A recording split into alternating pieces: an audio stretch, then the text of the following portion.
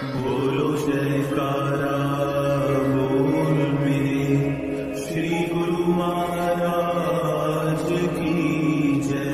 श्री सद्गुरुदेव भगवान की जय। गुरुमुखो, आज का सत्संग गुरु गोविंद सिंह जी महाराज के बारे में है। सभी ध्यान से सुने।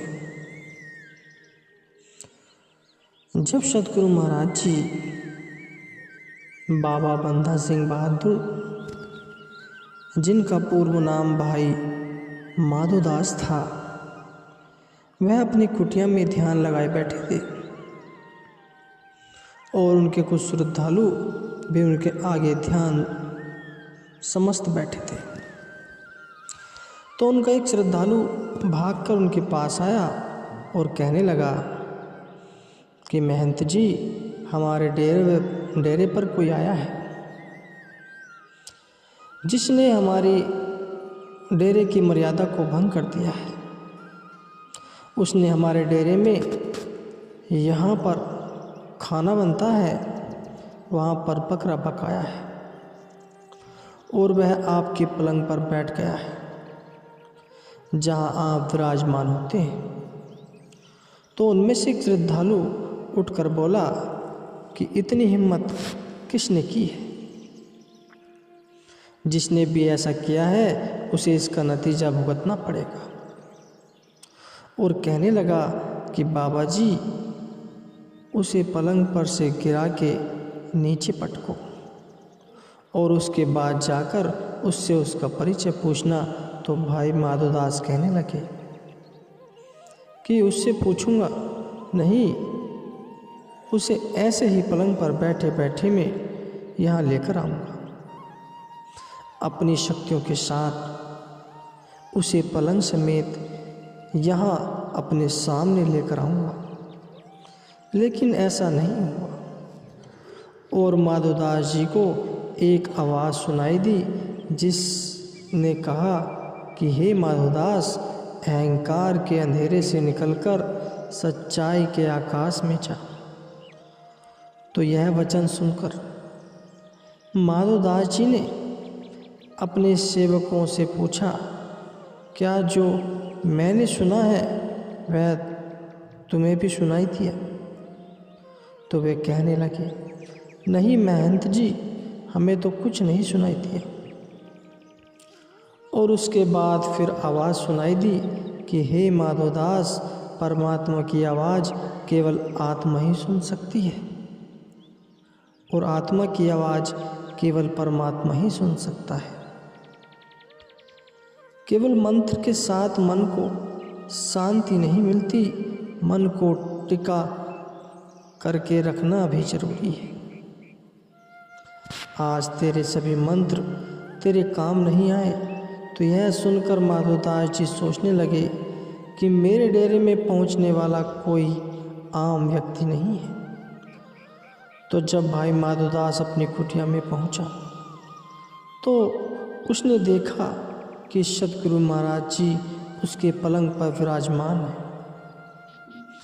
और 4 सिंह सतगुरु के पीछे सजे खड़े हैं। तो जब उसकी मुलाकात सतगुरु महाराज जी से हुई तो उनमें से एक सिंह ने कहा कि माधोदास, तू यही सोच रहा है ना कि हमने तेरी कुटिया की मर्यादा भंग कर दी?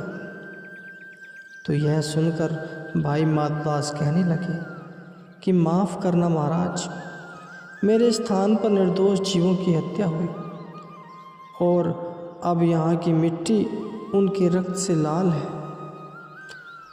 और अब मैं यहाँ पर ध्यान नहीं लगा सकता। तो यह सुनकर गुरु साहिब बोले, यही तो मुझे समझ नहीं आ रहा कि बाहर मुगल निर्दोष जीवों को बकरों की तरह हलाल कर रहे हैं। ऐसा कौन सा मंत्र है जो इस हो रहे अत्याचार पर तेरा ध्यान नहीं जाता?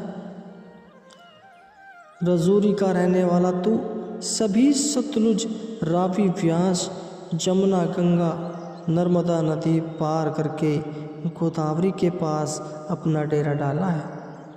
इसलिए मेरी बात मान, एक बार फिर अपना सफ़र शुरू कर। रास्ते में तुझे एक गरीब किसान और रोते हुए दिखाई मिलेंगे। उनसे उनका हाल पूछना। उनकी मुस्कुराहट के पीछे बैठा परमात्मा तेरी राह देख रहा है। तो ये वचन सुनकर भाई माधवदास कहने लगे कि है अंतर्यामी, आप कौन हैं? तो गुरु साहिब जी ने कहा कि वही जिसे तू जानता है। तो भाई माधवदास हाथ जोड़ कर कहने लगे, ऐसे नहीं माधवदास, अंतर की आंखों से देखो। तो भाई माधवदास अंतर ध्यान हो गए। तब उन्हें मालूम हुआ और वह कहने लगे कि आप तो साक्षात गुरु गोविंद सिंह जी हैं। तो वहाँ मौजूद गुरु जी का एक सिंह बोला कि हाँ माधवदास, जैसे ही गुरु साहिब जी को तेरे बारे में पता चला तो गुरु साहब तुरंत तेरे डेरे पर चले आए। तो भाई माधवदास ने कहा कि मेरे अहोभाग्य।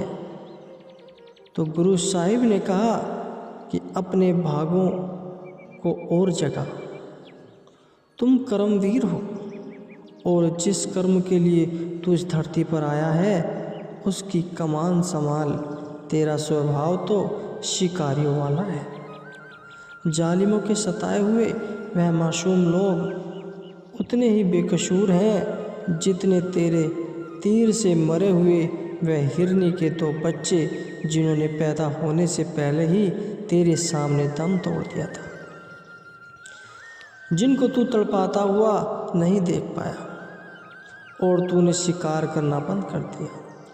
पहले तुमने तीर तोड़े थे और फिर अपनी कमान भी फेंक दी। उस पीड़ा ने तुझे लक्ष्मण देव से माधवदास बना दिया। तो गुरु साहिब के यह वचन सुनकर भाई माधवदास भावुक हो गए और कहने लगे कि हे अंतर्यामी, मैं तो गुरु साहिब ने कहा है कि हाँ माधवदास, तुम कौन हो? तो भाई माधवदास ने कहा कि मैं आपका बंदा। भाई माधवदास जी कहने लगे कि वह कौन पापी है जिन्होंने बेकसूर लोगों का खून बहा दिया? तो ये सुनकर एक सिंह ने कहा कि क्या सजा दोगे? उनको तंत्र मंत्र से उनका मंजा पलटकर। तो यह सुनकर भाई माधवदास जी कहने लगे कि तंत्र मंत्र वाले माधवदास की मौत तो आपके दर्शन करने से ही हो गई थी। बाजा वाले साइयाँ, अब आपके सामने आपका बंदा है। अब आप अपने बंदे को ऐसा सिंह बनाओ कि जिसकी तलवार किसी बेगुनाह पर न उठे और किसी पापी को बख्शे ना। तो ये सुनकर गुरु साहिब जी बोले कि तुझे ऐसा बहादुर सिपाही बनाएंगे जो इंसानियत के दुश्मनों को लोहे के चने चबा देगा। तुम्हें हम गरीबों और मुगलों की सताई जनता का सहाई खालसा बनाएंगे।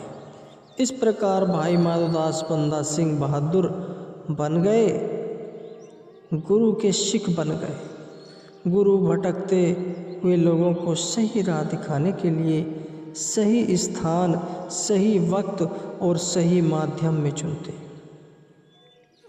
यहाँ पर भी सतगुरु ने भाई माधवदास के डेरे पर मांस पकाकर उसकी सोई हुई अंतरात्मा को जगाया।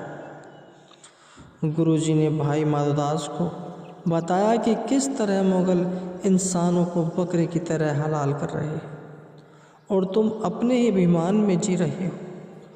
तो यहाँ पर बहुत से लोग कहेंगे कि गुरु साहिब ने मांस क्यों बनाया, ऐसा क्यों दिखाया गया, परंतु अपने गुरु की बातों पर कभी किंतु परंतु नहीं लगाना चाहिए। जो गुरु का सिंह है वह कभी गुरु पर किंतु और परंतु नहीं लगाता।